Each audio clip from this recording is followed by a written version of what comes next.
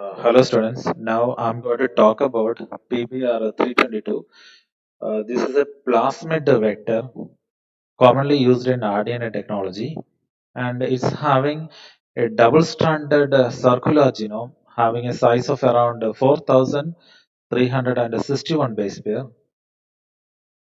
In the name PBR 322, the P indicates plasmid, P and R are Bolivar and Rodriguez. They are developers of the plasmid PBR 322, and 322 is a number that's something related to the strain. Coming to the major components of PBR 322, having three major components. They are origin of replication, ampicillin resistant gene, and a tetracycline resistant gene. In addition to these, there are several recession sites scattered all around the genome. Talking to the original replication of the PBR 322, this is actually not related to the cell cycle of the bacteria. Hence, within a bacteria cell, we can see around 15-20 copies of this PBR 322. That means this is quite a relaxed type of original replication. Why do we consider a vector like PBR 322?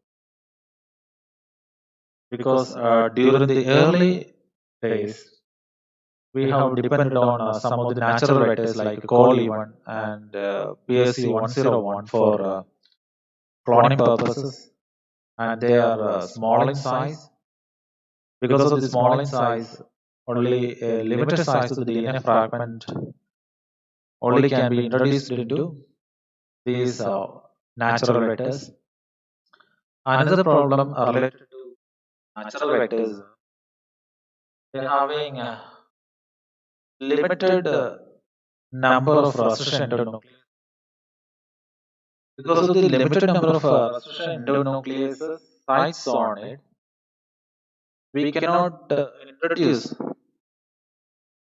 ample choices or ample number of DNA fragments into it. Another or third main problem related to these natural vectors are they're having less number of genetic markers into it. Because of the less number of genetic markers, we cannot follow the path of the vectors. Suppose if a vector may be transformed into another bacteria, if this vector doesn't have any marker or genetic marker into it, you cannot select the transformed colonies or transformed cells. So that is another issue related to these natural vectors. These issues perturbed us to create a new vector that doesn't have these limitations. So that is important of constructing PBR 322 vector. Into the construction of a PBR 322, the major components of the PBR 322 are coming from plasmid R1 and R65 and another vector that is PMB1. These are different plasmid or plasmid vectors. That is R1, this is a vector, and R65, this is a vector, and PMB1, this is another vector. And the properties of these different vectors were assembled for the construction of this PBR 322. I have told you that the major components of the PBR 322 are ampicillin resistant gene, tetracycline resistant gene, and an original replication.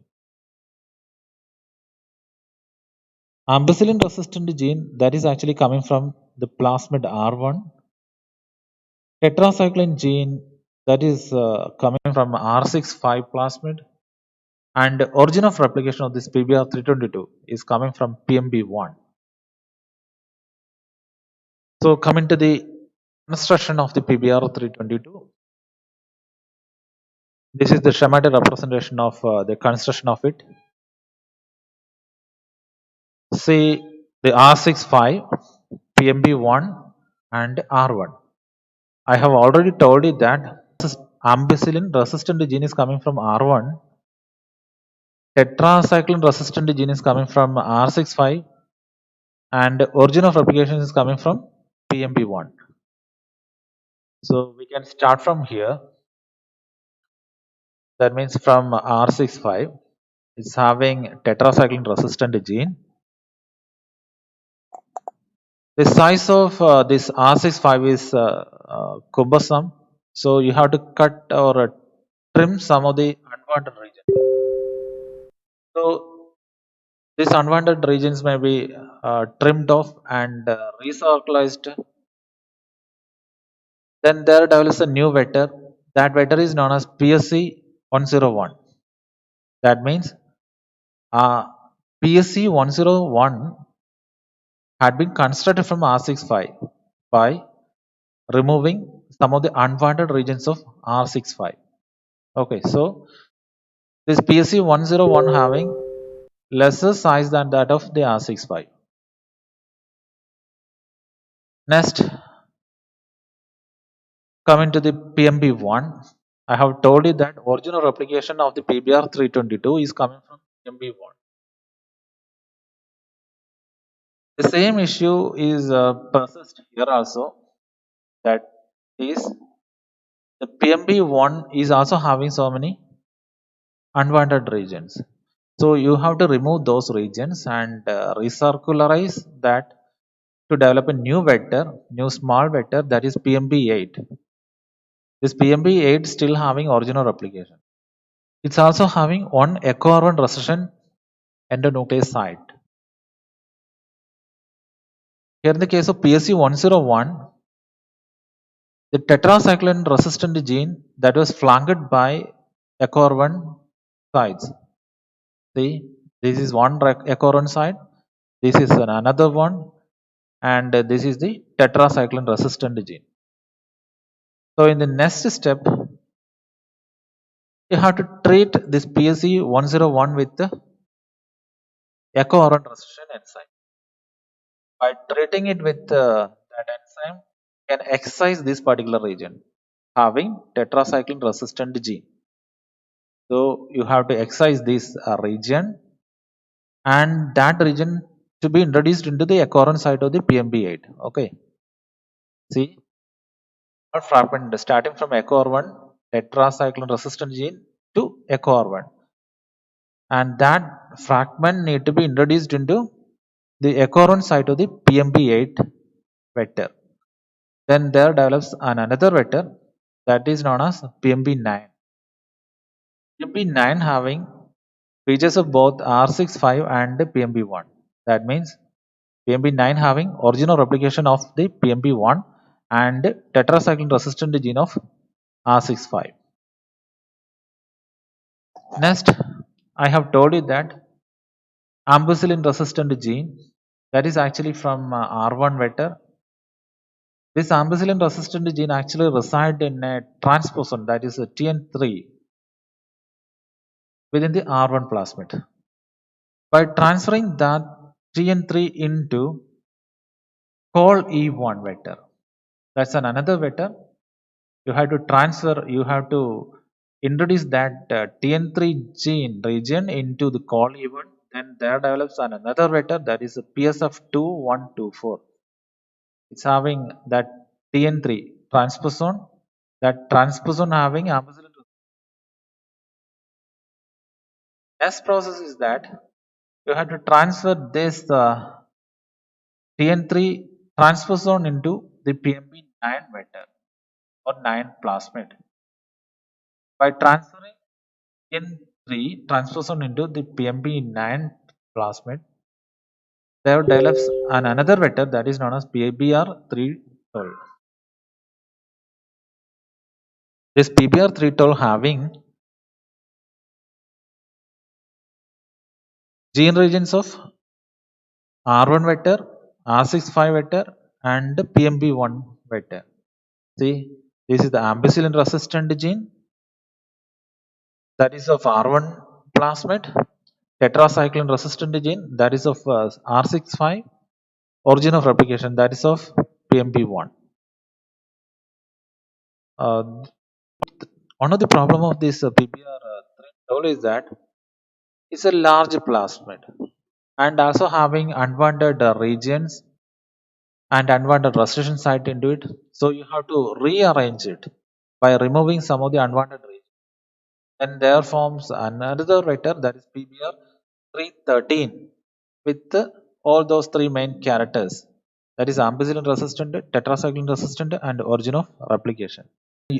Then again, you have to rearrange this PBR 313 to develop PBR 322. This is the structure of PBR 322 with ampicillin resistant, tetracycline resistant gene, and origin of replication. The ampicillin resistant gene, tetracycline resistant gene, and origin of replication. This is a more detailed picture of a PBR 322 plasmid.